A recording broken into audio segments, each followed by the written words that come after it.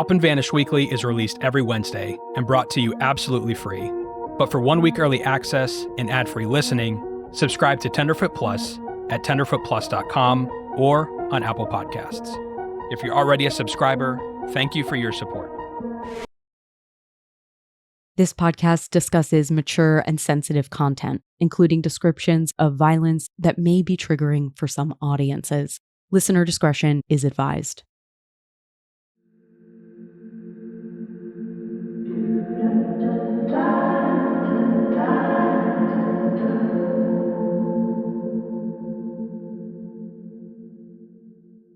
Hey y'all, welcome to Up and Vanish Weekly. I'm Maggie Freleng.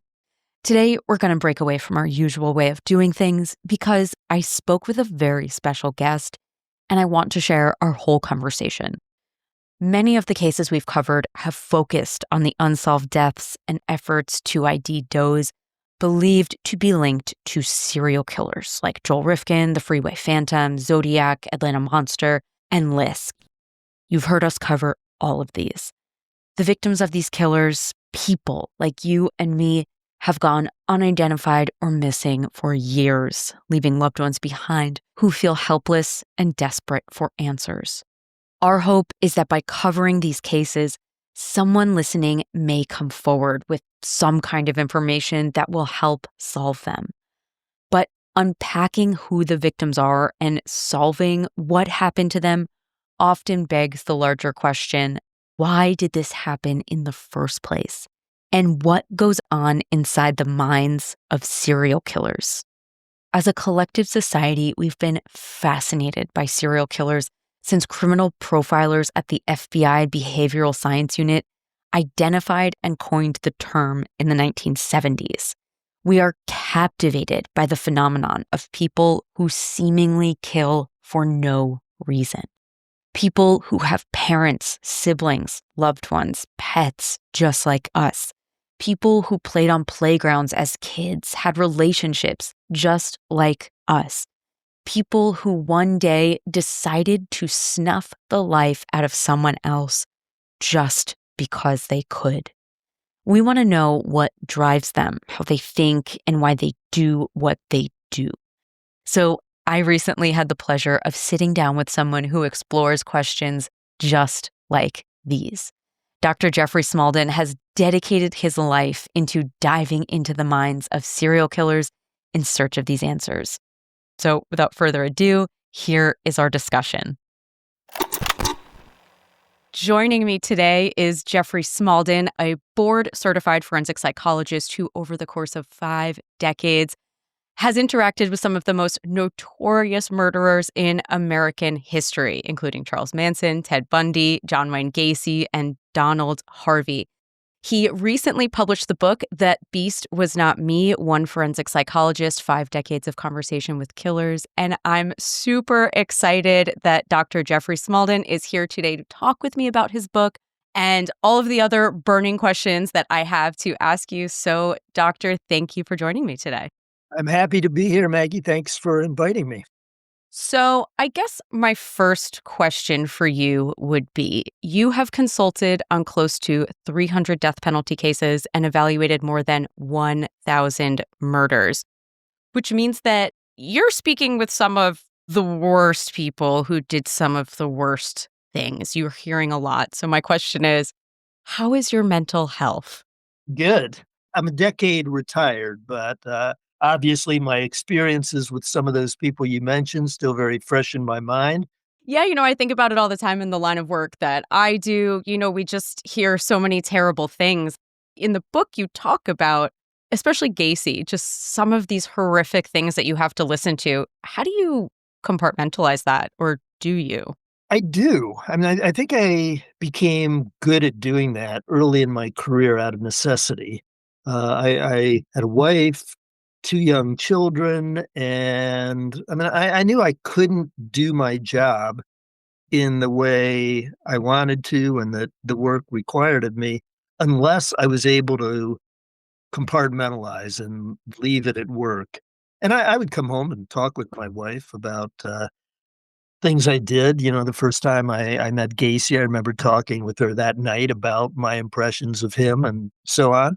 But I was, I was interested in these people. So I don't think I focused unduly on the facts of their crimes. Not that I divorced myself from them or ever forgot about them, but my work was in analyzing them psychologically. So I tried not to dwell on those things. You grew up as the son of a G-man, a FBI agent. What was that like? Did that influence you in any way? It did. He was an old school G man. He came up during the Hoover days.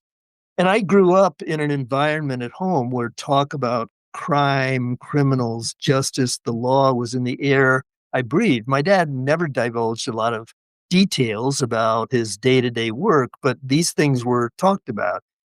His beat when we moved to Niagara Falls, the Niagara Falls area at the beginning of my fourth grade year was mafia activity in Niagara Falls. And he was the head of the Niagara Falls office for years. And Stefano Magaddino was the kingpin of the mafia in Western New York. And of course, he and his family ran Magaddino Funeral Home in Niagara Falls. But there were times where, like one time, my dad would frequently take me in what we called his work car. Probably wasn't supposed to do that, but he would take me to work with him on Saturday mornings where I would pore over the wanted posters in the lobby of the federal building where his office was. And I was so interested. And they had those little descriptions. Some of them were described as very dangerous and, should be considered very dangerous. And others, it said, should be described as extremely dangerous. And I was interested in the gradations in those warnings. I remember one day I was out with my dad and he was supposed to be part of a rotating surveillance outside Magaddino's house. And he said, Jeff, get down on the floor. So I got down on the floor in the back of his car while he conducted the hour that he was scheduled to be outside Magaddino's house. I mean, I sort of grew up with that. So I grew up thinking about these things that eventually came to the fore in my life when I decided on a career in forensic psychology. Sure. So can you explain for listeners exactly what it is a forensic psychologist does, what the work is that you were doing? Just, I think important to note at the outset is that my contact with some of these really notorious killers took place before I was licensed as a forensic psychologist. Some of the earliest with Charles Manson, I was a Hmm. buddling 21-year-old undergraduate. But when I eventually obtained my PhD and opened my practice, my work was almost all at the request of defense attorneys after the suspect had been arrested. And I always knew at the front end that I needed to be aware of any issues that might raise questions about the suspect's competence to stand trial.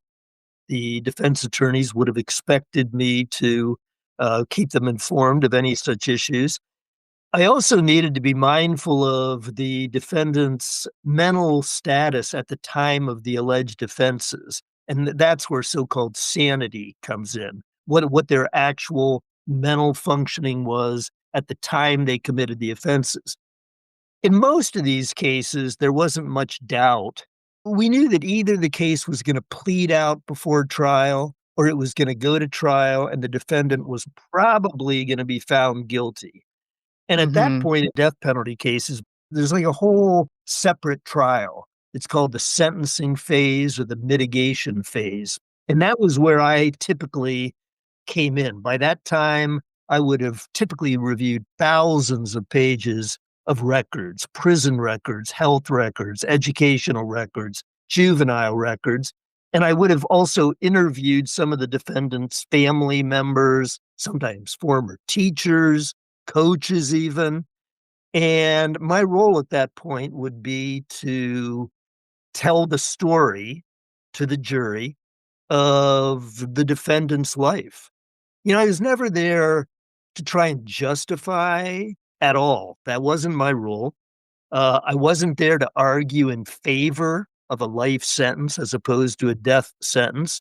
I was there basically to educate the members of the jury about what I had found out as a result of my testing, interviews with collateral people, so that they would have information that may or may not in the end, convinced them that a sentence other than death was appropriate for this particular person.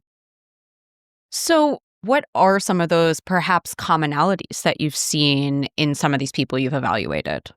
I mean, narcissism is the one that comes first to mind. It's startling sometimes, the degree of narcissism. I spent a lot of time with John Wayne Gacy on death row in Illinois, almost 20 hours. And, he was just a nonstop jabberer, for one thing. And he would occasionally catch himself and stop and say, "Hey, Jeff, how are your courses going at Ohio State?"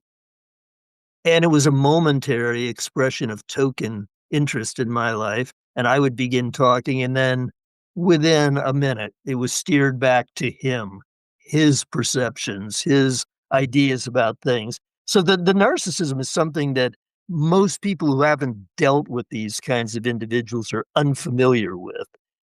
And very closely related to the narcissism is the radical lack of empathy. I mean, they just don't feel for other people in the way most people do. Now, I have a question about that because I personally believe I have encountered somebody that I think if they didn't have nurture, I do believe they could have very likely been a John Wayne Gacy. I found that their behaviors seemed learned, almost like how you just mentioned with Gacy. Like he knew to ask you about you because that's what humans do. We have care and thoughts and questions about other people. So I'm wondering, can you look at someone and say, like, lack of empathy, narcissism, and just say this person will be a killer? Like, what are some of these things that make them into a killer? Yeah, there are some people, though it's a very small fraction of mental health professionals who believe that, one day it'll be possible to identify a serial killer gene. Right. Like they talk about factor X or something like that. But I think most people agree that it's a combination of nature and nurture. These people come into the world hardwired in a way that predisposes them to develop into a criminal, a violent criminal. And then nurture plays a role in how that predisposition ends up getting expressed. In the case you were talking about, it sounds like someone intervened and was able to provide a degree of nurture that may have interrupted this person's progress on a criminal pathway. We'll be right back after a quick break. And we're back. So have you found that most of these Gacy's, Bundys, the nurture wasn't there? Yeah, the nurture wasn't there, though, I just as recently as last week, I went back and listened again to the testimony that Ted Bundy's mother gave at the sentencing hearing of his death penalty trial in Florida. And Louise Bundy comes across as such a sweet person, Yeah. very sympathetic, and emphasizes that, she really did her best as a parent. And as far as anyone knows, there was no serious abuse. But one of the things that happened early in Bundy's life was confusion about his identity. I think by the time he was 5, he had 5 different surnames. Thought his mother was his sister for a while, and so there were a lot of things that would have resulted in confusion on his part about his identity. But you look for instances in Bundy's life of dramatic abuse when he was a kid, and you don't find it. What I found that I loved about your book and how you explain things is that you're really just interested in the humanity of people. And I'm also very interested in humanity. That's why I'm a journalist, because I want to talk to people and understand people. And I think your sitting down with Gacy was a really good example of that. You just talked with this man. One thing about my interviewing style, something that was always important to me, was to establish a sort of conversational mode.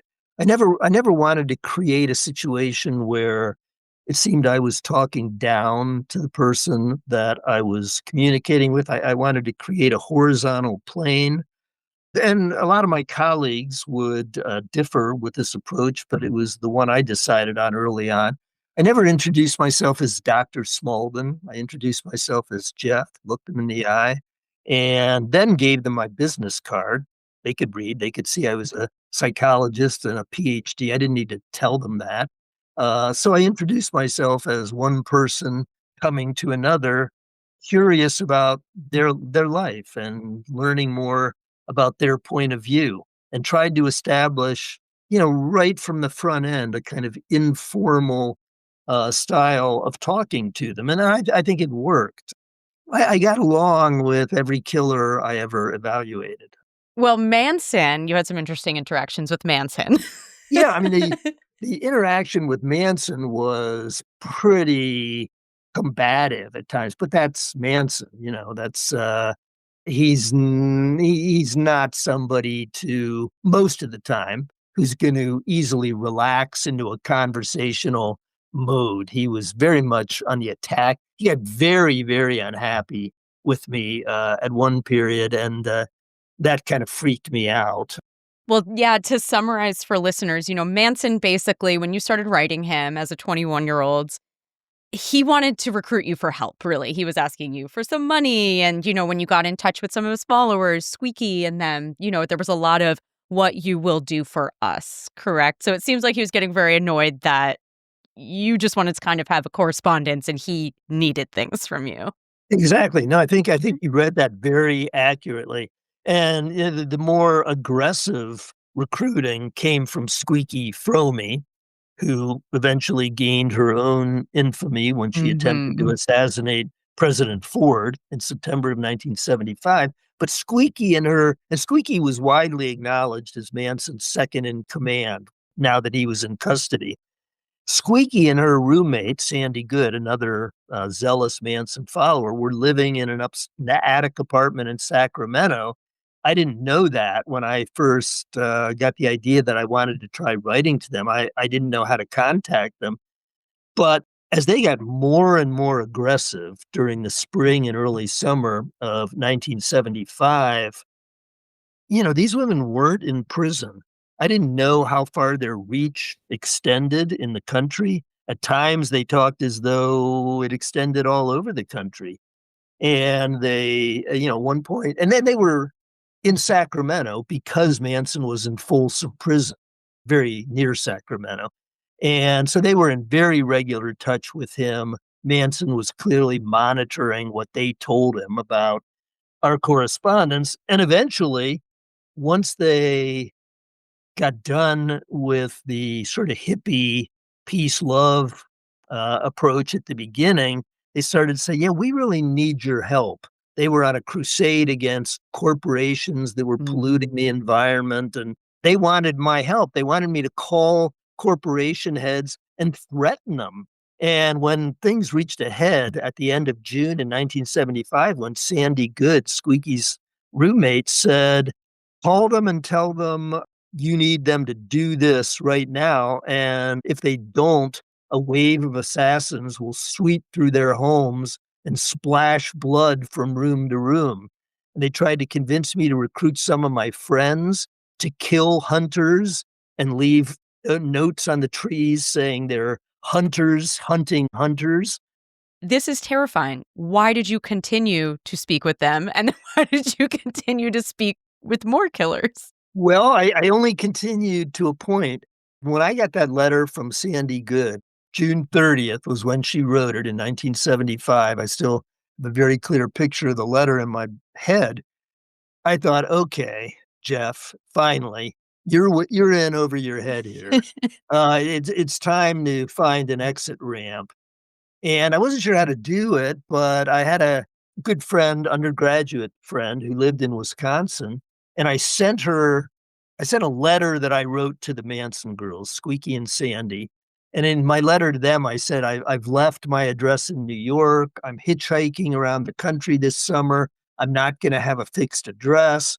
And to make that more plausible, I sent the letter to my friend in Wisconsin and asked her to mail it from there so it would have a Wisconsin rather than a New York. And it worked. I mean, they'd left me alone. And the next thing I heard from them, or heard the screaming headlines on September 5th, that Squeaky had attempted to assassinate the president. And I thought, man, they really were getting desperate. And I read that accurately when I said, I got to extricate myself from this. Of course, after Squeaky attempted to assassinate the president, the federal authorities went into her apartment and searched it, and they found a large cache of letters from someone named Jeff Smalldon, who lived at 884 Sun Valley Drive in North Tonawanda, New York, which was my parents' address. I had been corresponding with Right. them from my parents' address. So my dad's boss called him in and said, Jack, I hate to tell you this, but they found a large cache of letters in Squeaky Frommy's apartment, and it seems to be from someone living in your house. My dad said, well, that would be my son. That would be my errant son. And your dad knew that this is what you were up to, communicating with them, and Yeah, I think he thought I was nuts, but he yeah. knew all about it. He knew the reason for it, and he never told me to stop. Much credit to my dad. He saw things a lot differently than I did, but he never said, Jeff, you can't do this. We'll be back after the break. Now here's Vince Velasquez, retired Atlanta homicide detective and host of the new YouTube series, The Murder Mind Show, with this week's critical missing case. Today's critical missing case comes from the Atlanta Police Department. Authorities are asking for the public's help in locating a young man last seen near downtown Atlanta. On Sunday, November 17, 2024, 26-year-old Joshua Bain was dropped off by his mother at 641 West Peachtree Street Northwest. 2 days later, on November 19th, Joshua was reported missing. He hasn't been seen or heard from since. Joshua is a black male, 5 feet 9 inches tall, weighing approximately 165 pounds. He has black hair, brown eyes, and was last seen wearing a black hoodie, black jeans, and black shoes. If you're in the Atlanta area and have seen Joshua or have any information on his whereabouts, please contact Detective Fantuzzi with the Atlanta Police Department's Homicide and Missing Persons Unit at 404-546-4235. Listeners, you can check out the Up and Vanished Weekly Instagram page at UAV Weekly for more information about this case and to share our post for more visibility. And for more true crime content, check out Vince's weekly YouTube series, The Murder Mind Show, premiering July 21st. And you can follow him on socials at Murder Mind Show and at Vince Velasquez. Okay, now back to the show. One of the things you wrote in your book, or that you said, is that Bundy shaped your perspective on killers. My exchange with Bundy was short, but very interesting. I wrote Bundy a pretty long letter. He would have known from my letter that I knew a lot about his case. I'd read 3 or 4 books about it. The last thing I said at the end of that long letter was, I don't want to bother you. I'm not trying to harass you. If you don't respond to this letter, you'll never hear from me again. And he didn't. So I just assumed, okay, well, that's that. I never wrote him back. And a year went by. And one day I get a letter with Ted Bundy's return address in my, or an envelope with his return address in my mailbox, which startled me because I had long ago written off that possibility. And it was a fascinating letter for several reasons. It had clear signs of Bundy's pretentiousness, which was always apparent.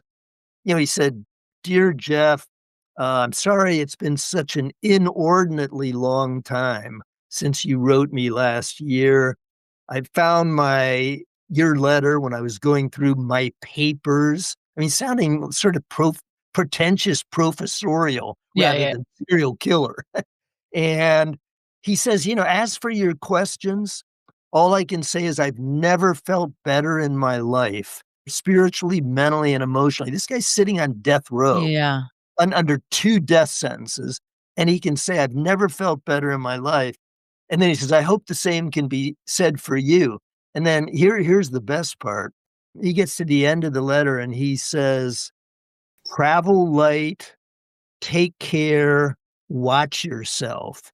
And I remember thinking, what? Who ends a letter that way?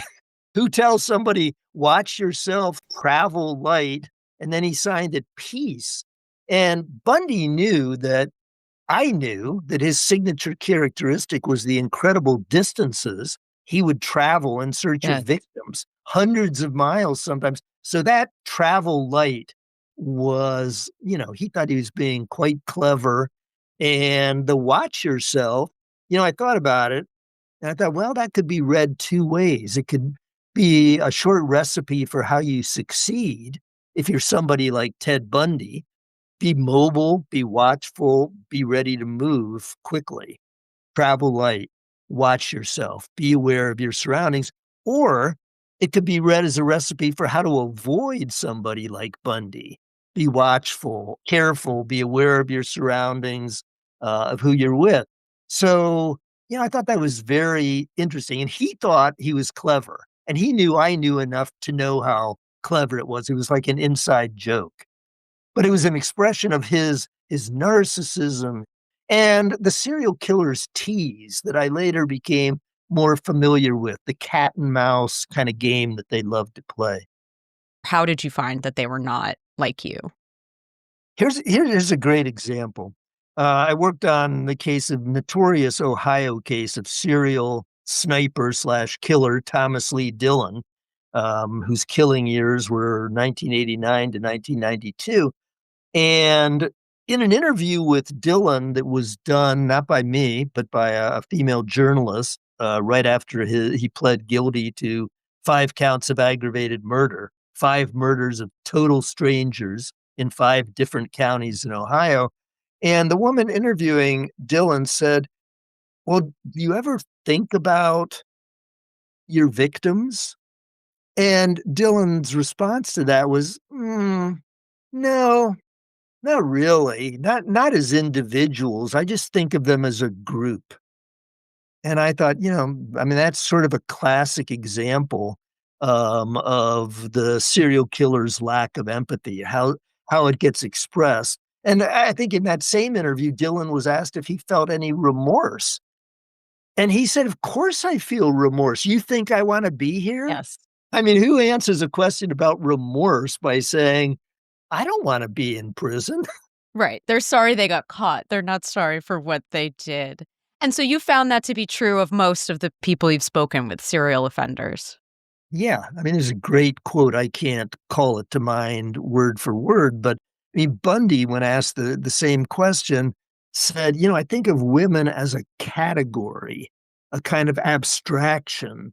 And I was always sort of looking for my ideal, and by the way, he didn't confess until right before his execution, but he agreed to speak with a couple of journalists in the third person, talking about the crimes, you know, I think the killer would have been thinking this. The killer would have done it this way. And I think that's when he made this comment that I thought of women as a category, very similar to Dylan's comment. One of the interviews I watched recently was with Joel Rifkin, and I'm from New York, from Long Island, so Rifkin I've always been fascinated with. He was friends with these women that he killed. They were sex workers, and he said, they were my friends, and I couldn't tell you why. I could hang out with them 1 time, 2 times, 3 times, and the 6th time, I just had to kill him.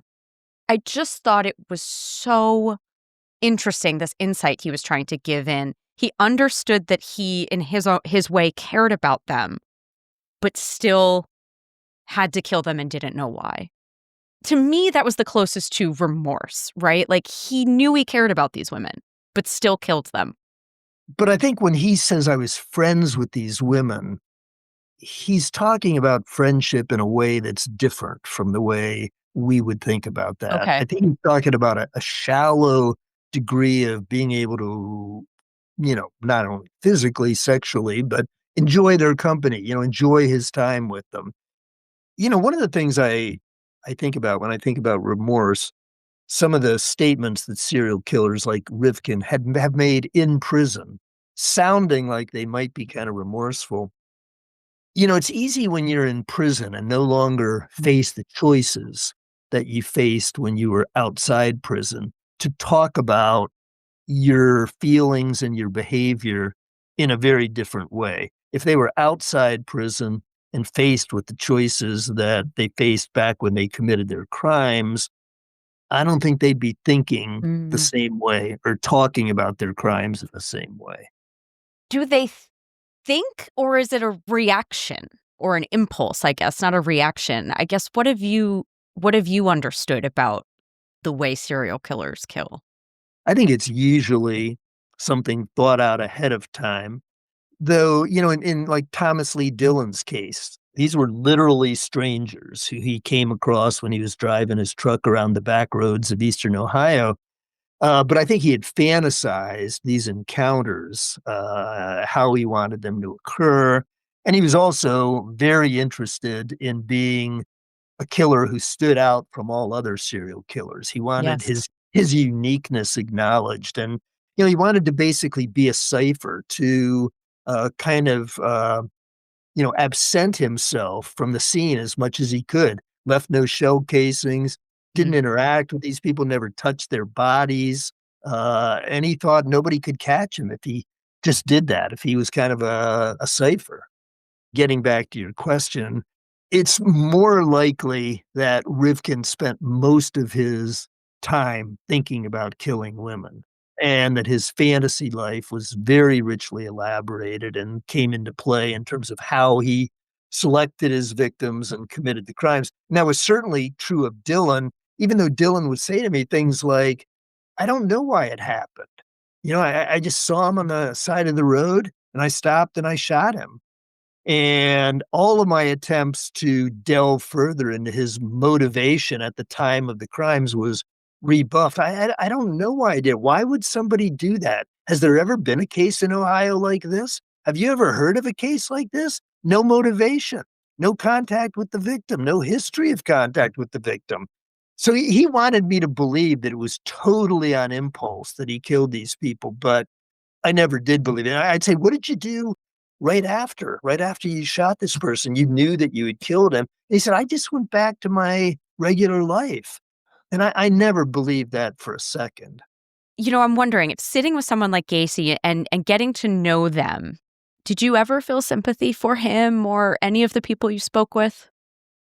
Well, when you include any of the people I spoke with, like death penalty defendants over Mhm. the years, yeah, there were some that I found very sympathetic, products Mhm. of severely abusive backgrounds.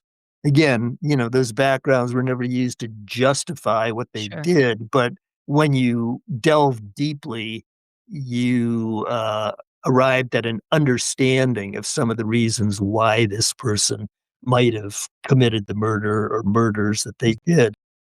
Gacy, no, I never felt sympathy for Gacy. I mean, he was such an epic liar, epic bullshitter. And, he could just spend all day talking about how he couldn't possibly have been responsible for these 29 bodies that were found in the crawl space under his house. And I would say, how is it possible that you weren't responsible for those or you didn't know about those bodies being placed there? And he would just say, well, he would usually, at that point, invoke his attorney's advice and say, "I can't really go there with you, Jeff. There were 5 of them that I knew Yeah. something about." And he eventually talked with me a little about those, but, he said, "Lots of people had keys to that house. Why did they assume that I did it?" And on and on and on. But he was a very unsympathetic, annoying, Mm. often boring person. It was funny, right before his execution, the journalist Alec Wilkinson wrote a cover story for The New Yorker about a series of interviews he conducted with Gacy. It's a very good article. It's one of my favorite articles about a serial killer because the Gacy that he came to know was the Gacy that I knew. And, he said, this guy could talk all day long about how he's a victim, and you end up thinking, either this guy's inhabiting a parallel universe of some kind, and either he's come to believe all these lies, or he's such a con man, such a bullshitter, that you end up just thinking, "I wish he would stop." Yeah. Do you think he was so insufferable because he was a liar? Like, you couldn't get to the truth of any matter? Like, it's so interesting because everyone says the same thing about him. He was just insufferable. Yeah. He was insufferable. He could be, the first time I met with Gacy, back in December of 1986, I drove the 450 miles to death row in Illinois. And after the first day with him, I talked to my wife on the phone and she said, "Well, what were your impressions?"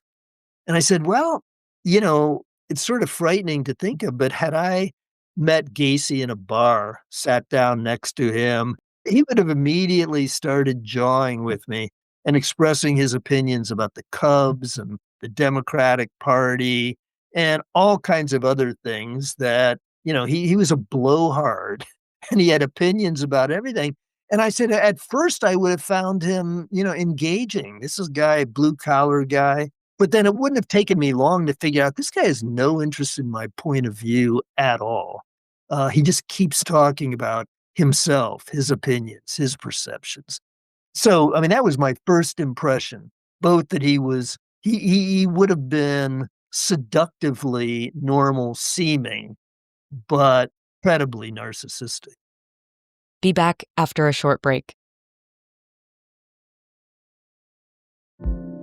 Hey listeners, if you have a tip or theories about a case you want to share, or a case of interest you'd like to recommend to us, then we want to hear from you. Email us, cases@tenderfoot.tv. DM us on Instagram @UAVweekly, or give us a call at 770-545-6411. You can also join the conversation on our Discord at discord.gg/upandvanished. Now, back to the show.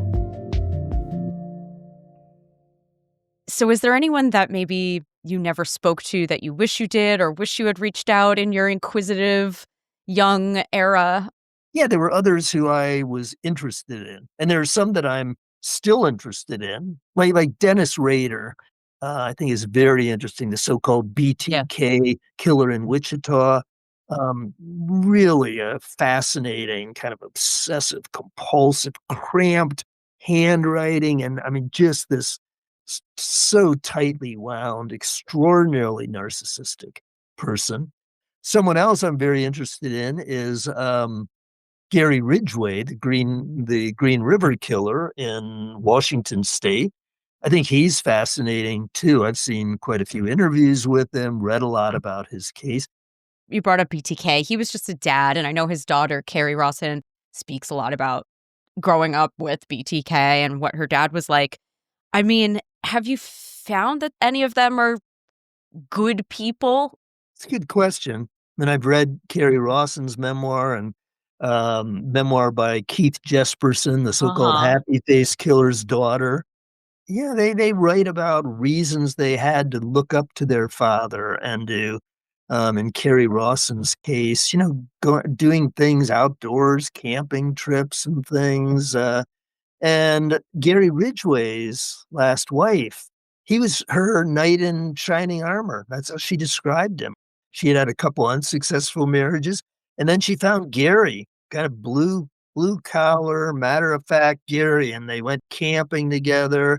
And she loved him, right up until she found out that he was the Green River killer, but she never saw signs of that side of him.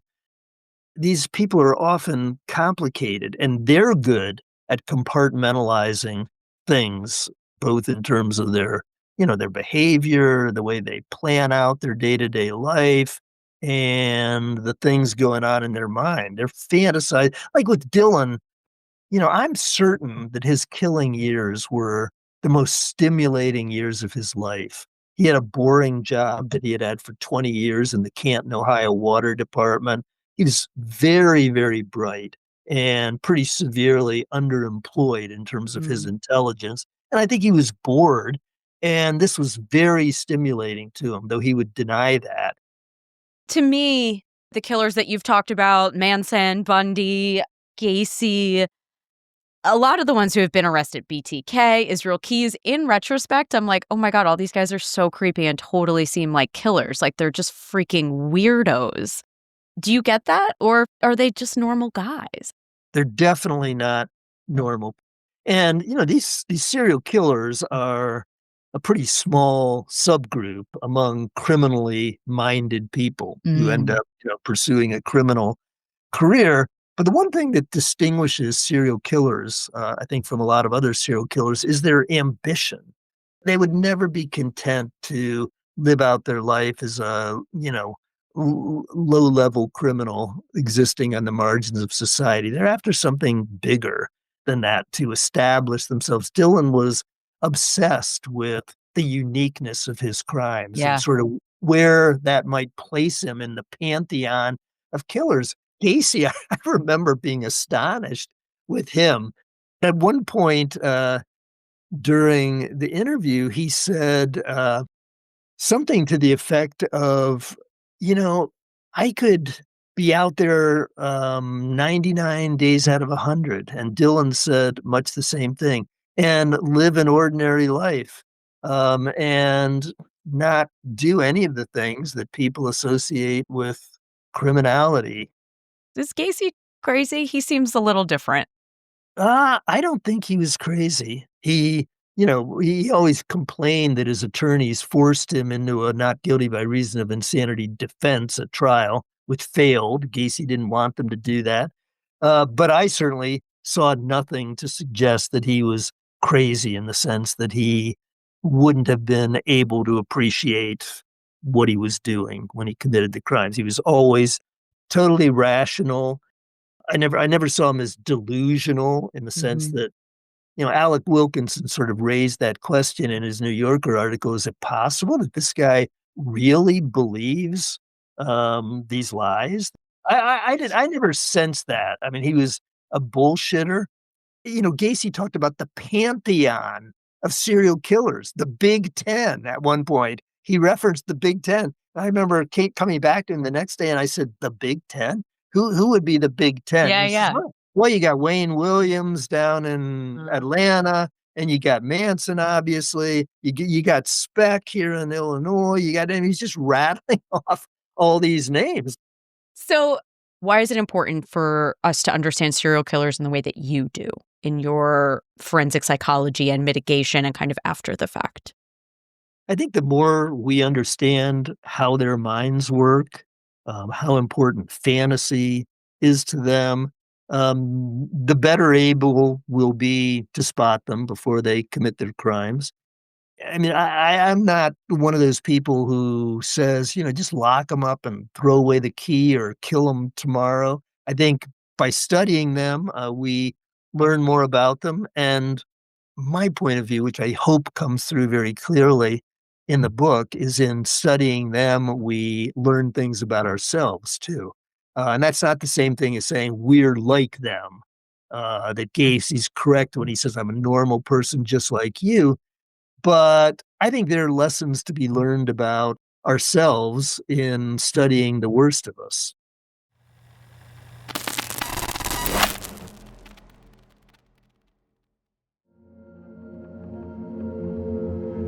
I thoroughly enjoyed the conversation with Dr. Smalldon and reading his book.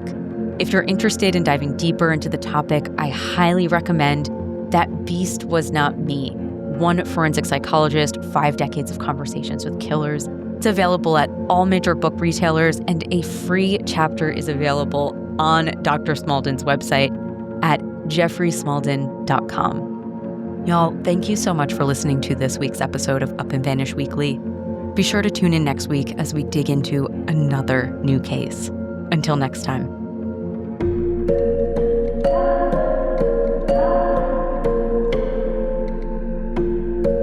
Up and Vanish Weekly is a production of Tenderfoot TV in association with Odyssey.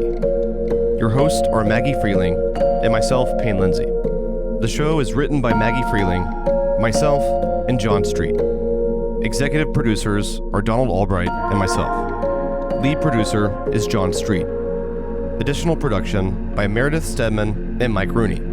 Research for the series by Jamie Albright, Celicia Stanton, and Carolyn Talmadge. Edit and mix by Dylan Harrington and Sean Nerney.